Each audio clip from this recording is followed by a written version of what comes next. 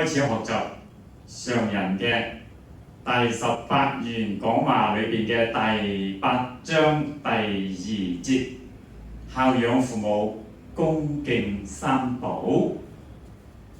咁上人就話啦，佢話前邊咧我哋已經講過5譯3田嘅內涵以及果報，咁接住落嚟咧就引用幾段內外典籍作為解釋，勉勵大家要孝順父母。咁所謂內典咧，就指嘅係佛教嘅經典啦。咁外典咧就係佛教經典以外其他嘅經典嚇。咁總共咧就引用咗22段嘅文字，都幾多嘅。咁有4段咧就引自外典，其餘嘅咧都係引自內典嘅喎。咁大部分咧都係勸人孝順父母啦。咁喺第一段裏邊咧，上人就選咗呢個《孝經》。咁《孝經》入邊咧就有講，咁呢個大家都好熟悉嘅。一講咧大家就有反應㗎啦，就係、身體髮膚受之父母，不敢毀傷。係咪好熟悉咁咧？就係呢一段。咁呢一段咧出自於《孝經》嘅，平時我哋聽得比較多啊。咁第2段咧就出自於《論語》嘅。《論語》係點講嘅咧？佢話：君子務本，本立而道生。君子咧好注重根本，根本建立，道就產生啦。咁樣孝順父母，有愛兄弟，呢個係根本。咁人間嘅善咧，其實都係因為呢個孝悌而產生嘅。而人世間嘅壞事咧，亦都係因為冇孝悌咁樣嘅結果嚟嘅噃。咁由此可知咧，呢個孝悌喺人世間係非常之重要嘅。儒家咧，佢所講嘅道，其實就係指仁即係仁義禮智信嗰個仁啊。咁仁者愛人，從親到疏，從近到遠，從仁到密。咁呢一連串嘅德行咧，呢一連串嘅大道理，其實佢嗰個根本咧就係喺孝悌嗰度嚟。咁所以孝悌咧係根本。所以話君子務本，本立而道生。咁大家都經常聽到有咁樣講下，就話不孝父母，敬神無益，係咪啊？兄弟不和，交友無益。咁仲有一首詩咧，係幾得意嘅，我哋喺度咧都攞嚟講一講嚇。呢首詩咧係咁樣講嘅：父母不親，誰是親？不重父母，重何人？你若給他16兩，後世兒孫還一斤。咁呢首詩咧就除咗押韻之外咧，就講咗好深刻嘅人世間嘅孝順嘅道理啦。咁係嘛？佢話你喺人世間，如果你覺得父母都唔親嘅，仲有咩人親咧？冇咯，係嘛？所以父母係最親。咁既然係最親啦，咁我係咪應該要重視對父母好啲啊？所以佢話不重父母，重何人？父母你都唔注重嘅，咁你注重邊個咧？係嘛？咁所以呢個係講唔通噶嘛。咁佢後邊呢一句咧，繼續講下，佢話你若給他16兩，後世兒孫還一斤。呢個係比喻嘅手法去講呢個孝道嘅重要，即係話如果你俾父母16兩咧，你唔好以為損失啊，一啲都冇損失。你做得好好睇，你又孝心又孝道啦，你做俾你啲兒孫睇，你啲兒孫咧睇到你咁孝順，自然佢又學到你咁孝順啦。跟住咧，佢一定係還一斤。咁之前講嗰個咧係16兩啊嘛，咁呢度為咗對應咧就講還一斤。咁以前中國古代嘅重量嘅單位咧，我哋都知道咧，16兩就係1斤嘅。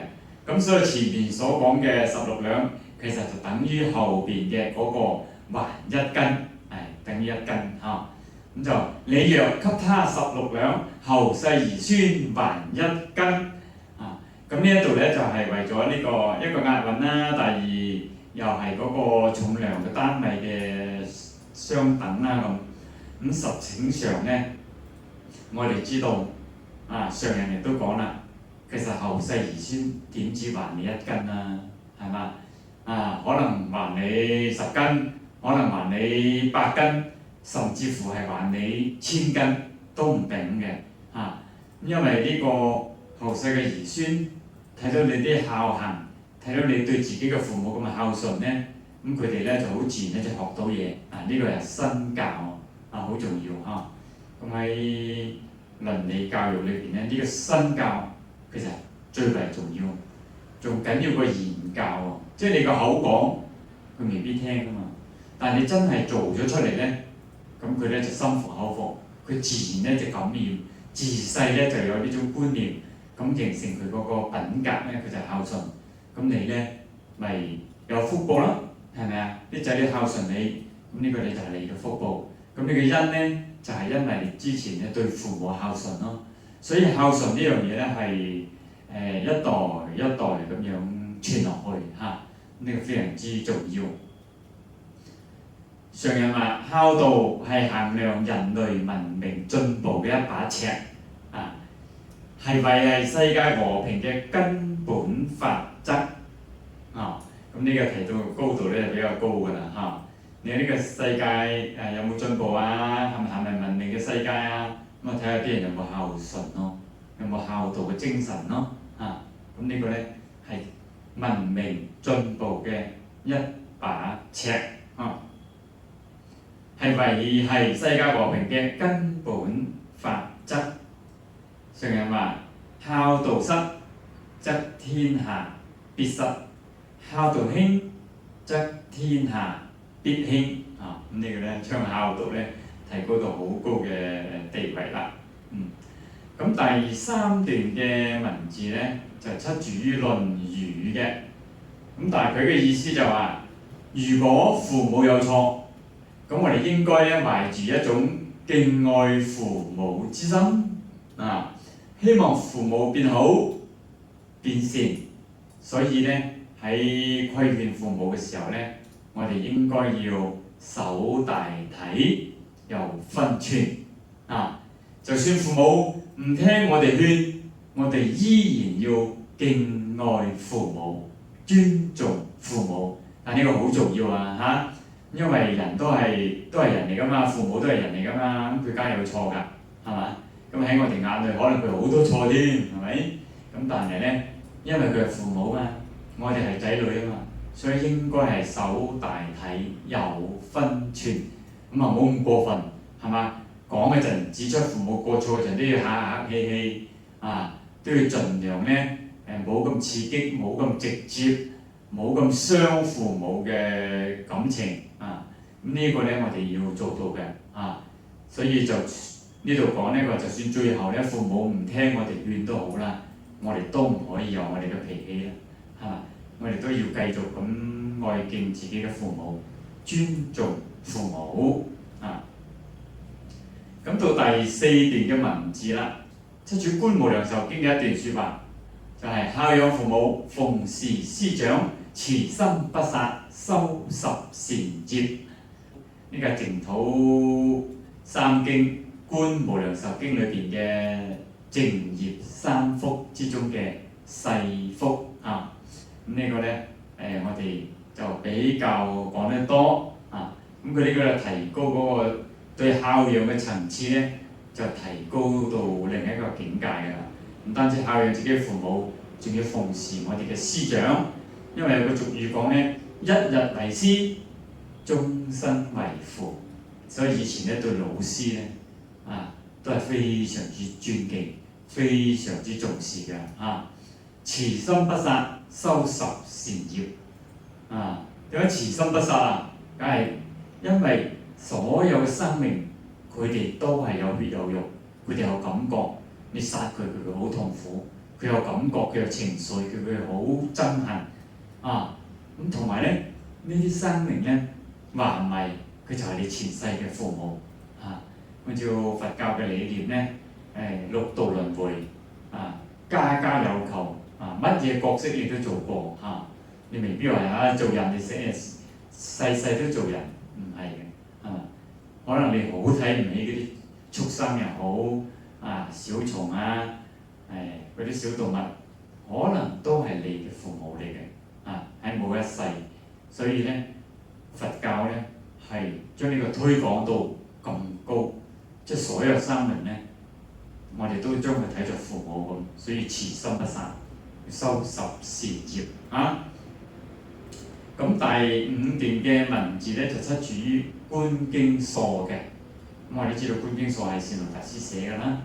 咁善導大師話啦，佢話父母者，世間福田之極也。啊，佛者即是出世間福田之極也。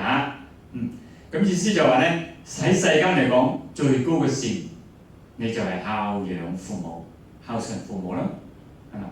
對於出世間法嚟講，最高嘅善，你就係供養佛啦。咁呢一個咧係佛弟子應該知道，亦都應該做嘅。啊，咁第六段嘅文字咧就出自於《大智度論》裏邊嘅。咁《大智度論》咧有講，佢話人如果唔識得知恩報恩，咁就禽獸都不如啦。咁有啲人話啊，咁樣講有冇過分啊？話我哋禽獸都不如，咁我哋睇下呢啲有某一部分嘅禽獸，佢嘅行為你就知道，可能你真係不如嗰啲禽獸㗎噃。大家睇下，羊有饋予之恩，鴉有反哺之義。咩意思呢？你睇下嗰啲羊仔啊，個羊仔感恩母親俾奶佢食，咁咧，所以個羊仔咧好醒目嘅，好有孝心。